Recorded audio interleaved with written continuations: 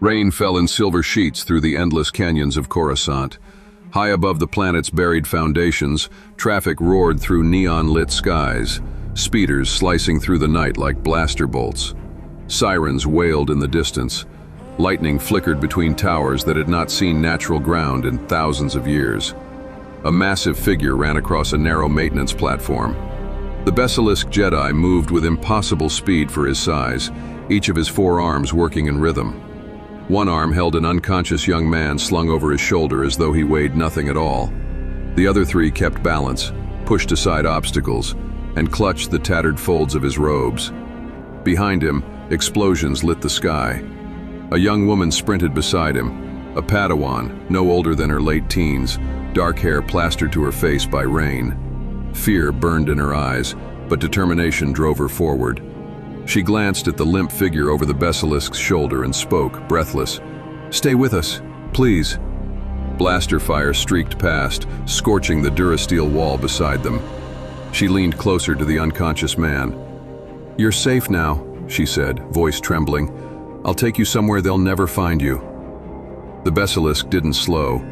Above them, police cruisers screamed past. Below them, darkness swallowed entire districts whole. They reached the edge of the platform. A small transport vessel waited, engines whining, ramp lowered. "Go!" the Besalisk roared. The Padawan grabbed the man's arm as they rushed aboard, and the world shattered. From darkness came fragments, skyline lights spinning wildly, wind howling, the sensation of falling or flying. Blaster fire flashed in every direction, red bolts tearing through the night. The Padawan's voice, distant now, distorted. A violent impact, metal screaming, blue and green light clashing, shouts, pain, then nothing. The young man woke, choking. Darkness surrounded him, broken only by thin blades of light slicing through narrow gaps in rough wood. The air was thick, stale, metallic, wrong. Every breath burned his throat as though he were inhaling poison. A low, relentless hum filled the space. Not a sound you heard with your ears alone. A vibration that crawled through bone and muscle, deep into the skull. He pushed upward. The lid creaked open. Harsh light flooded in. He dragged himself out of the crate and collapsed onto a cold metal floor. The room was small, cluttered, and filthy. Tools hung from walls in chaotic clusters. Crates were stacked in uneven towers. At either end of the room, enormous air filtration units rattled and hummed, their fans spinning fast enough to blur. Even with them running, the air tasted like rust and smoke. He coughed violently, clutching his throat as panic clawed at his chest. A door slammed open. An old man stumbled inside, thin, hunched, wearing mismatched layers of greasy work clothes. A breathing mask covered the lower half of his face, goggles covered his eyes. Tubes ran to a battered tank strapped to his back. The old man froze, then raised a blaster with shaking hands. "Don't move!" The young man tried to speak, to explain, but only a rasp came out. The world tilted. Darkness took him again.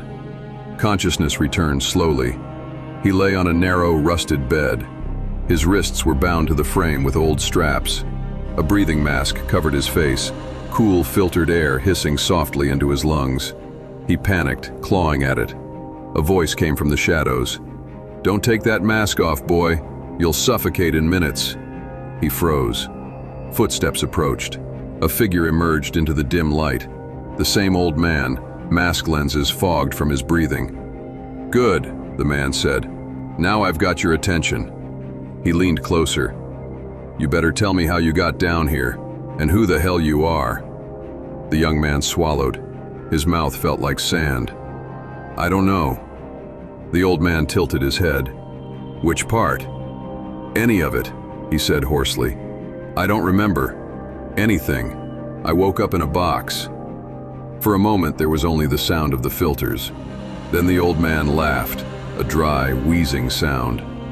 "Well then, you must be the unluckiest soul in the galaxy." He gestured broadly around the room.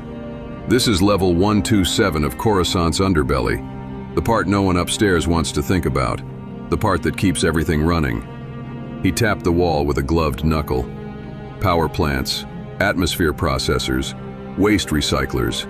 Without us, the planet dies. He chuckled again. Of course, nobody sends thank you cards. The young man stared at him, confusion etched across his face. The number meant nothing, and everything at the same time. Suddenly, his body seized. His back arched against the bed as something tore through his mind. A face. The young Padawan woman, closer now, clearer. Her hand cupped his cheek, eyes wide with fear. "What have they done to you?" she whispered. "They were going to kill you. We couldn't let them." The skyline rushed past again, impossibly fast. Blaster fire lit the sky. A vessel spiraled out of control, the sensation of falling. He gasped, snapping back into the room. The old man loomed over him. "You all right, boy? Thought you were a goner there." The young man stared upward, chest heaving. "I need to get to the sky." The old man blinked. "To the sky? Where the vessels fly." For a heartbeat, the old man simply stared. Then he burst into laughter so violent he had to brace himself against the wall. "Oh, that's rich." He wiped moisture from his goggles. "Boy, you've got 5,000 levels above you before you see daylight. I've lived down here my whole life and never made it past 120s. He leaned closer, voice softening. "You've got about as much chance of reaching the surface as I do." Silence settled. The hum of machines filled the space. Then it happened. A quiet click. One of the straps binding the young man's wrist fell open. Neither of them had touched it. Another strap loosened, then slipped free entirely. The old man's laughter died in his throat. The young man slowly sat up, movement steady now, deliberate, different. His eyes focused on something far beyond the room. "I don't have a choice," he said quietly. He turned toward the old man. "She knows who I am." The hum of level 127 seemed to deepen, as if the planet itself were listening. Far above them, beyond thousands of layers of steel, crime, and forgotten lives, something waited.